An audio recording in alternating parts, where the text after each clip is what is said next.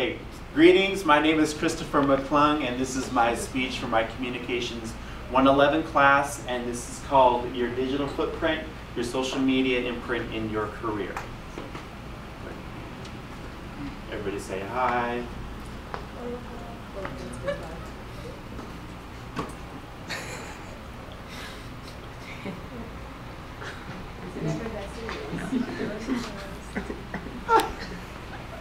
Okay, so as I said, this is my speech, Your Digital Footprint in Your Social Media Career.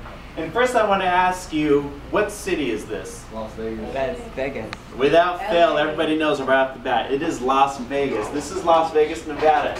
Now I'm going to say a sentence and you go ahead and repeat after me.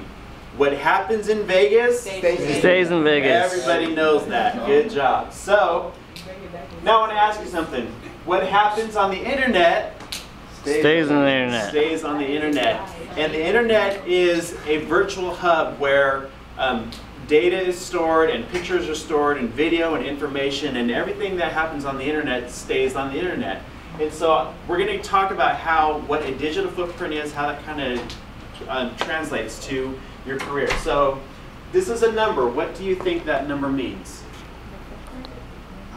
Number of ties that change. Number of ties change, very close. This number is the number 53. And in the June 2009 survey asked, in lifecareer.com, the June 2009, they gave a survey and it asked over 2,600 hiring managers about their online research practices. And out of 2,600 hiring managers, 53% of them said that they did not hire somebody because what they found about that person online, such as on their Facebook, on their Twitters, what showed up in a Google search, they didn't hire that person. 53% of them didn't get hired because of what was found about them. So there's two terms I want to introduce you guys to today, and that is called digital dirt and digital footprint. Digital dirt is the online information connected to your name or your username that others can easily find. This includes pictures, message boards, postings, videos, complaints that you may post about somebody, and all sorts of online communications.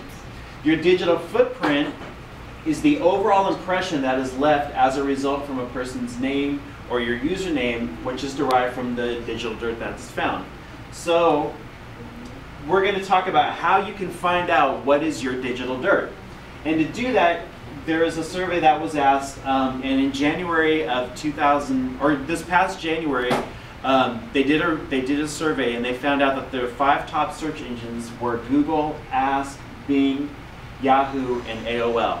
So the good way to find out what your digital dirt is to go on these websites and just start typing in your name, typing in your information or your username, and see what comes up.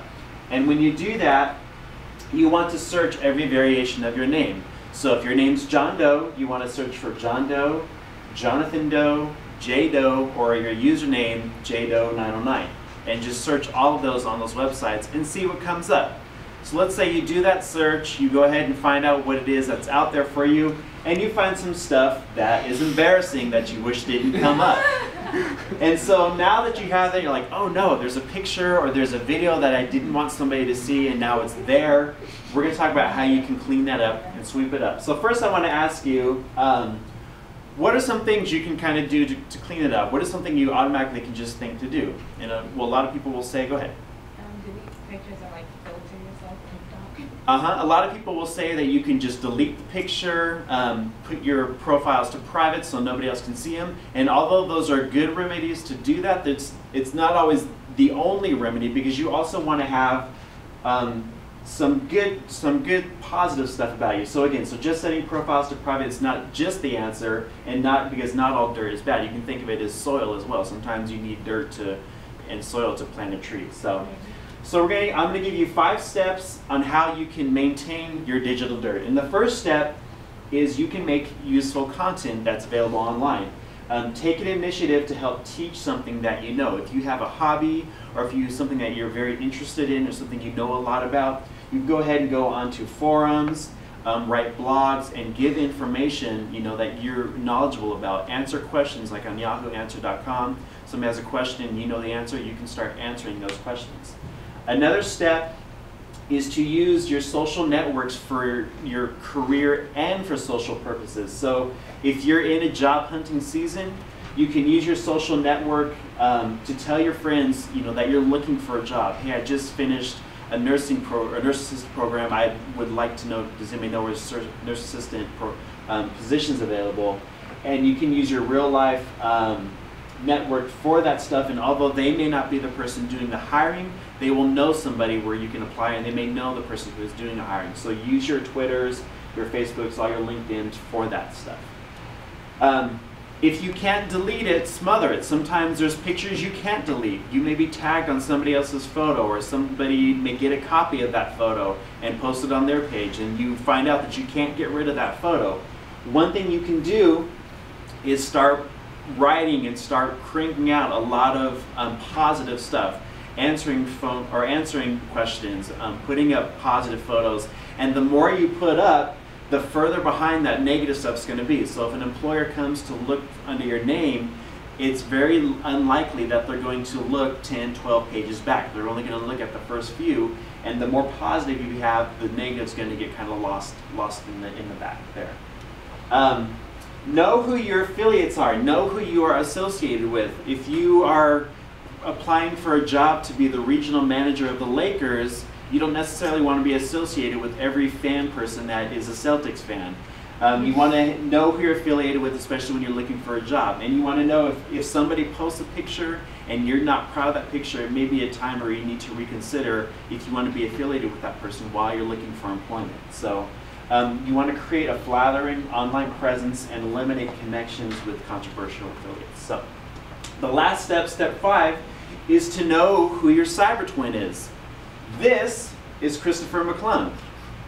Christopher McClung is a professional poker player from Canada. He was charged for domestic battery and theft in Florida, and he has 7 kids and works for the Colton Renzi Kuiper ROP in Redlands. So if somebody were to type in my name and they were to look up, Christopher McClung, all this would come up. And so it's good for me to know beforehand that these other things exist when I'm being asked about my application and my interview. I can answer these questions. So if they say, hey, were you in Florida last week? I could say, I wasn't. It's this guy you're looking at. So it's good to know who your cyber twin is in advance. Another great website to check out what your digital footprint is called mywebcareer.com. And it is a free website that you can go onto, and it's in beta form. And what it is you basically go on there and you can connect your Facebook account and you can connect your LinkedIn account, and it'll give you an evaluation. So when I connected my LinkedIn account, it told me that I had a score of a 605, which is about average. It means there's a little bit of improvement I can do in my account. And so it'll take my information, it'll take my connections, things that are written, and it'll look at this through the eyes of an employer and to see if I'm somebody who would be good to hire. And what it'll also do is give you some tips. So it gave me these tips here, and what it says is that I put on my LinkedIn that I was once a San Bernardino County Superintendent of Schools employee. However, I do not have any other affiliations with employees from that employer. So it'll look at that and say, if you're going to post that, you should have some connections, because otherwise it looks like I left there on bad terms, although that wasn't the case. So this is a good website to use to figure out what your digital footprint is, and it gives you some great feedback on how to improve that. So overall, there's 5 things that I told you. I told you 1, the definition of digital dirt. I told you what the digital footprint definition is, how to find out what your digital dirt is, how to maintain your digital dirt, and best of all, how to check what your digital footprint is. So this may be some information that can help you the next time you either lose your job that you're looking for, or it'll help you get your next job. So thank you very much.